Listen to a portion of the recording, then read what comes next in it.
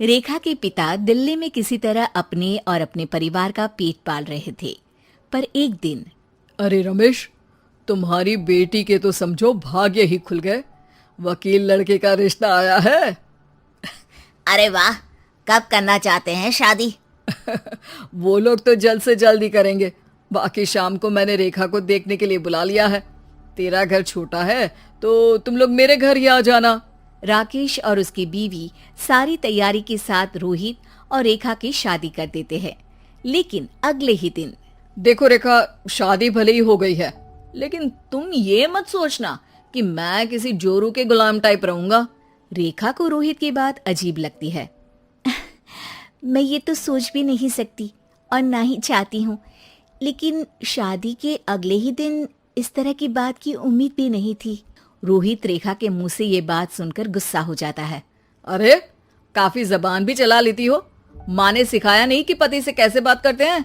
रेखा अब चुप रहने में ही भलाई समझती है।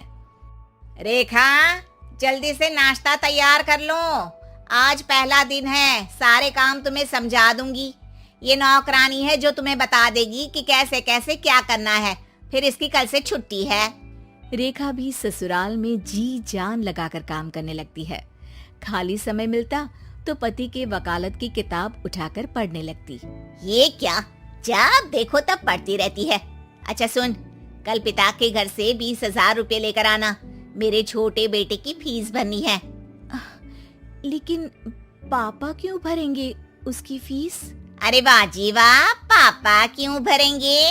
तो ये बता, हम क्यों रखेंगे तुझे यहाँ? क्यों खाना देंगे फ्री में? अरे, क्योंकि मैं बहू हूँ इस घर की। तभी वहाँ रोहित आ जाता है। अरे वाह, बड़ी जबान चला रही हो। चुपचाप माँ जो कह रही है वैसा कर, वरना सामान उठा और जा अपनी झोपड़ी में।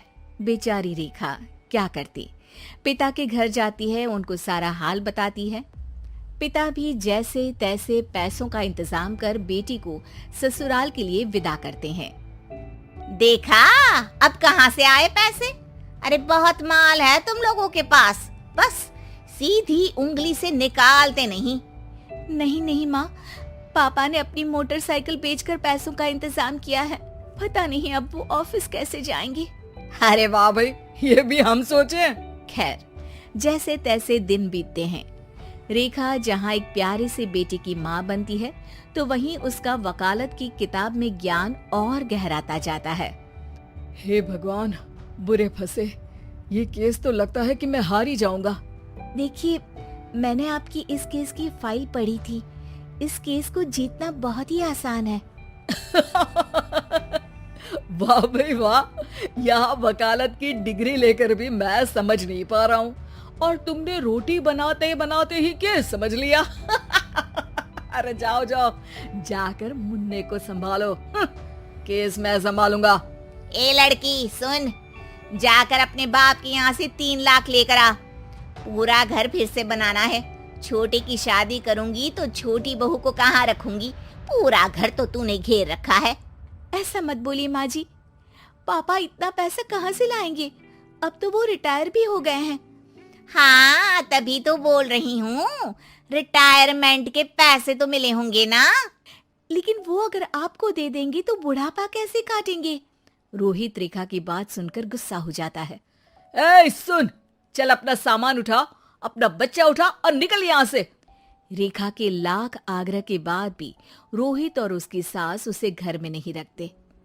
पापा, मैं तलाक चाहती हूँ। बेटा, मेरे पास वकील के पैसे नहीं है। पापा, आप मुझे वकालत करवा दीजिए, अपना केस मैं खुद लड़ूंगी। इस बार रेखा के पिता भी उसे ससुराल ना भेजकर रिटायरमेंट के पैसों से वकालत करवाते हैं।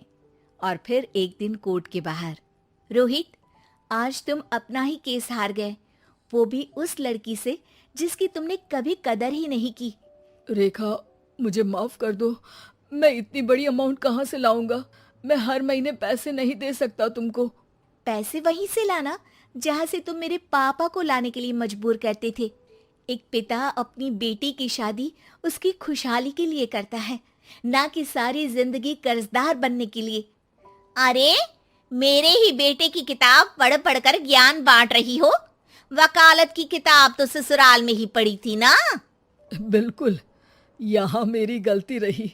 जिस पैसे से मैंने इसकी शादी की थी, मुझे वो पैसे पहले इसकी पढ़ाई में लगाना चाहिए था। और आज रेखा एक जानी मानी वकील के रूप में काम कर रही है।